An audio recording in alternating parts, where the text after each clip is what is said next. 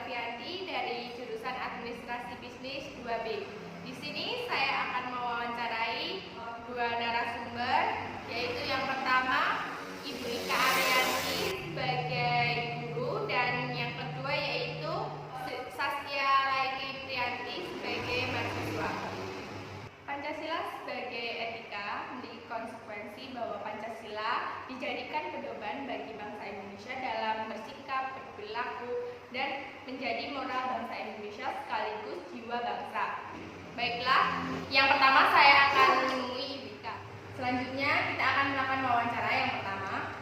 Yang pertama yaitu saya akan melakukan wawancara dengan Ibu Ika Arianti dari MA Al-Islam Jurusan Kabupaten Ponorogo. Di sini saya sudah bersama beliau. Halo Ibu Ika. Halo, assalamualaikum warahmatullahi wabarakatuh. Waalaikumsalam warahmatullahi wabarakatuh. Sebelumnya saya mengucapkan terima kasih atas kesediaan Anda untuk membantu saya dalam melakukan wawancara ini.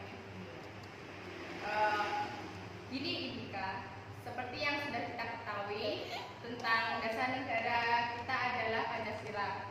Nah, Pancasila sebagai sistem etika mengajarkan kita untuk berperilaku dan berpedoman sesuai dengan nilai-nilai Pancasila. Selanjutnya saya akan mengajukan pertanyaan di Ibu Ika. Jadi gini, bagaimana peran Anda sebagai guru dalam mengamalkan nilai-nilai Pancasila sebagai etika? Terima kasih. Kalau menurut saya tidak hanya saya sebagai guru ya, mayoritas semua guru punya peran penting dalam menyebarkan nilai-nilai Pancasila pada siswa khususnya di sekolah ya. Sebagai contoh, seorang guru itu harus mampu memberikan contoh yang baik, perilaku yang baik kepada siswanya, agar siswa itu mampu berperilaku yang baik pada teman sesama siswa, kepada orang tua, kepada orang lain, dan kepada gurunya. Sebagai contoh, saat masuk sekolah saja memberi salam bahkan mencium tangan. Itu yang sekarang sedang digalakkan di sekolah kami ya, di desa. Dan kebetulan sekolah kami berbasis madrasah, jadi mereka tuh sudah mulai mengamalkan tidak hanya ajaran Pancasila tapi juga ajaran-ajaran yang ada di agama. Kalau kita kaitkan dengan etika Pancasila sesuai dengan sila-sila yang ada pada Pancasila itu, tentu akan ada kesulitan di antara mereka ya. Tanpa kita mereka sudah ada kesadaran sendiri.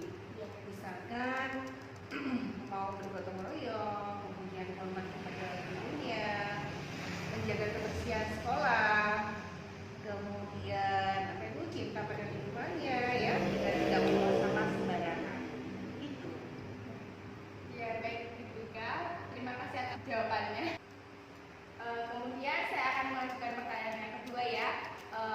Apakah ada siswa yang masih melanggar aturan-aturan sekolah kayak gitu? Masih banyak. Masih banyak siswa contohnya siswa yang melanggar aturan sekolah ya. Katanya dengan Pancasila tadi ya. Dia mengendarai sepeda motor di halaman sekolah, ngebut, kemudian masih membuang sampah tidak pada tempatnya. Kadang kalau ada gurunya yang lewat dia tidak menganggukkan kepala. Itu kan ajaran dari sekolah kami ya. Tawadhu itu yang utama. Kemudian sikap Anda sebagai guru bagaimana sih untuk menyikapi hal itu? Oh iya, untuk siswa yang melanggar. Ya, seperti sanksi-sanksi kayak gitu. Ya, yang pertama kalau kita tahu dia melakukan pelanggaran pada tempatnya langsung ya, itu yang kita lakukan dengan menegurnya terlebih dahulu, baru memberi advice ya. Kalau ternyata dia masih melakukan hal yang sama, lalu kita panggil ke ruang BP, kita kasih wejangan-wejangan lagi.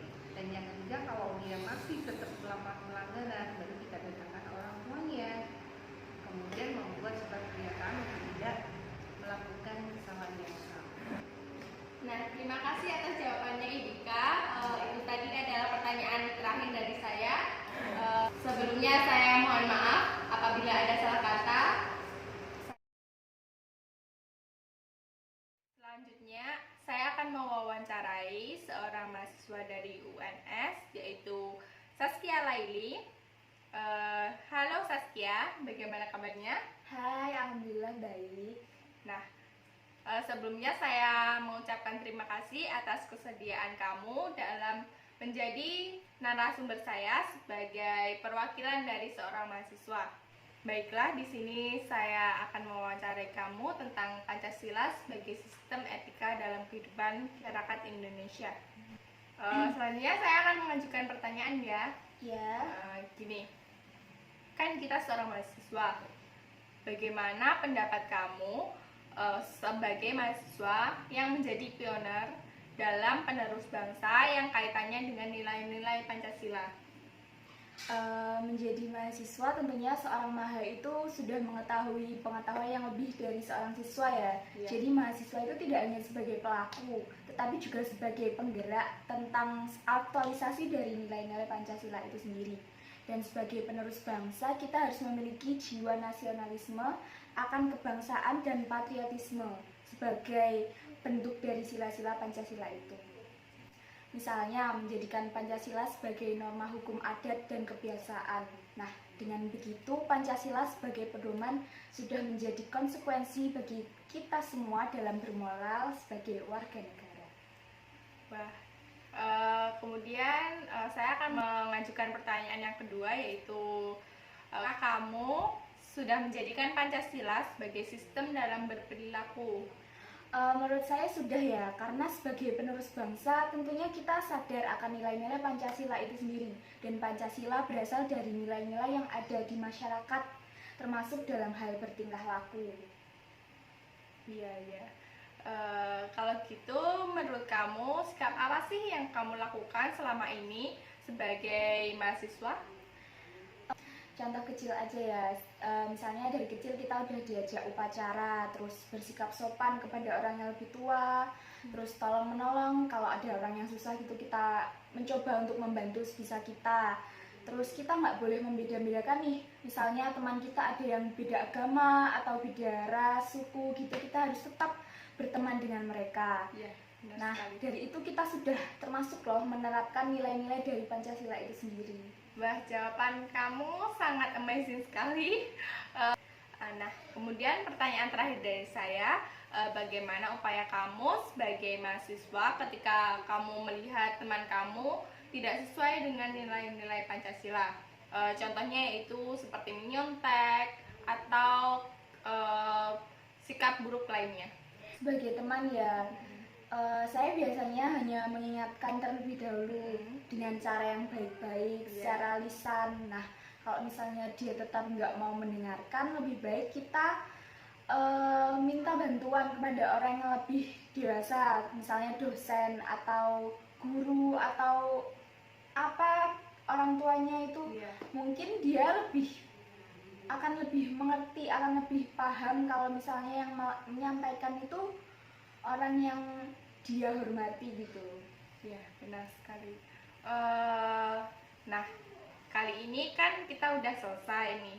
Ya, Saya mau mengucapkan terima kasih kepada kamu, Saskia, sama-sama. udah ikut dalam wawancara saya.